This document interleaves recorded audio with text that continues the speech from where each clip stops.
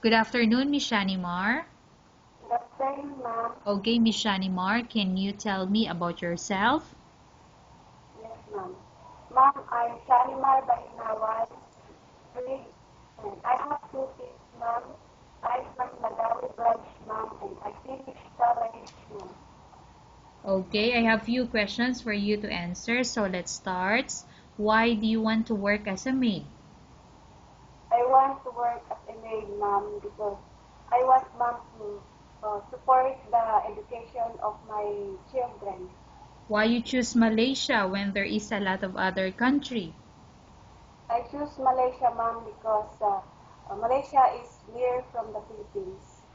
How are you qualified for this job? I'm qualified for ma'am, because I'm honest, ma'am, hardworking, and polite, ma'am. Okay. May I know what is your education level is? The education level, ma'am, is college graduate, ma'am. Okay. What is your recent working experience?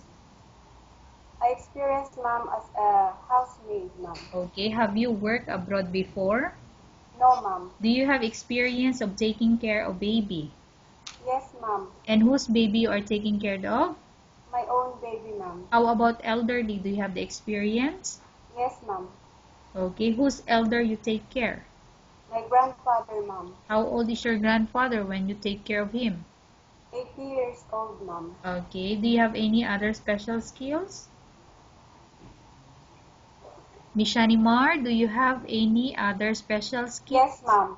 Okay, can you give me example? What are those special skills do you have? Cleaning, ma'am, laundry, cooking, and Okay. Are you willing to learn new skills? yes, ma'am. Are you willing to work with a family where the mother-in-law or any relatives stay together? Yes, ma'am. Currently, are you still working now? Ma'am. Do you know how to cook? Yes, ma'am. What sort of food can you cook? Filipino food, ma'am. Okay, can you give me example? What are those Filipino food that you can cook? Adobo, ma'am. Sini, Africana. Okay, so you can cook adobo and sinigang, right? Yes, ma'am. Are you aware that you will have to do washing, cleaning, ironing, and cooking? Yes, ma'am. Okay, from all the house chores like cooking, cleaning, ironing, and washing, which do you like most? Cleaning, ma'am. If ever you were selected to work in Malaysia, who will take care of your kids? My husband and my in-laws, ma'am. Okay, you are not allowed to use handphone or cell phone during working hours. Yes, ma'am. You are only allowed to use handphone or cell phone after you finish all the works and when going to bed. Yes, ma'am. You are strictly needed to surrender the handphone to your employer in the morning, and your employer will return back to you once you're going to bed. Yes, ma'am. If ever your employer finds out that you're abusing your handphone and it's affected your work performance, your employer will confiscate your handphone and you're not allowed to hold it anymore. Instead, your employer will allow you to call to your family 3 times a month. You're only allowed to bring normal phone and you're not allowed to bring smartphone. Are you agreed for the terms and condition? Yes, ma'am. Are you agree to the rules and regulation for the handphone? Yes, ma'am. How many years is the contract as you agreed and understand? 2 years, ma'am. Can you describe for me your ethics or your attitude? Ma'am, I'm hardworking, ma'am, honest, and polite. Okay, how can you assure to us that you will work hard in Malaysia? I will work hard. Yes, go ahead. I assure to work hard in Malaysia, ma'am. Okay.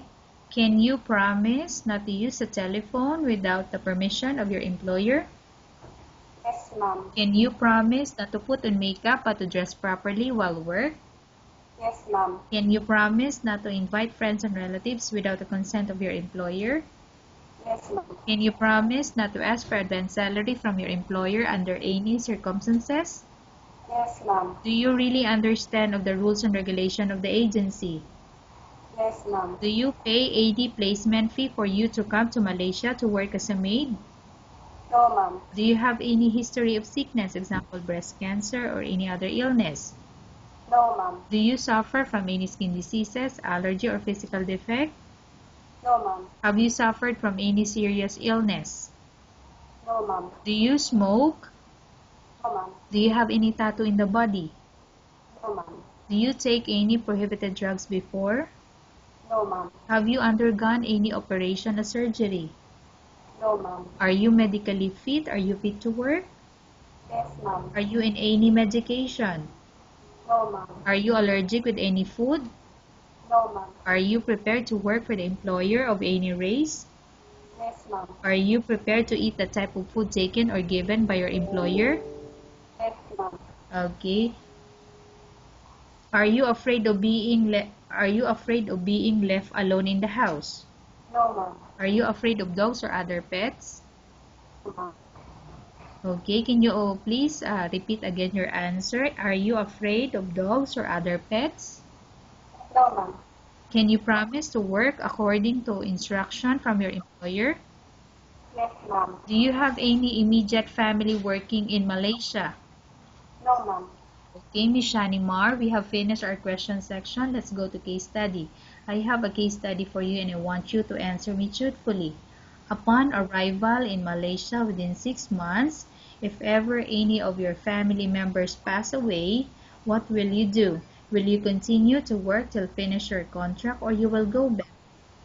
I will continue, ma'am, to work and finish my contract. Okay, tell us about yourself and why do you want to work in Malaysia as domestic helper? Yes, ma'am. I'm Shanymar Bahingawan, ma'am. Hardworking, polite, and honest, ma'am. I want to work in Malaysia, ma'am, for the sake of my children, to support the education of my children, and to help in the defense of our family. Okay, Miss Shanymar, what do you want to tell to your employer who's watching your video? Ma'am, sir, please choose me because I'm honest, hardworking, and polite, ma'am. Okay, thank you very much, Miss Shanymar. We will update your agency if there's any selection made by the employer. Yes, ma'am.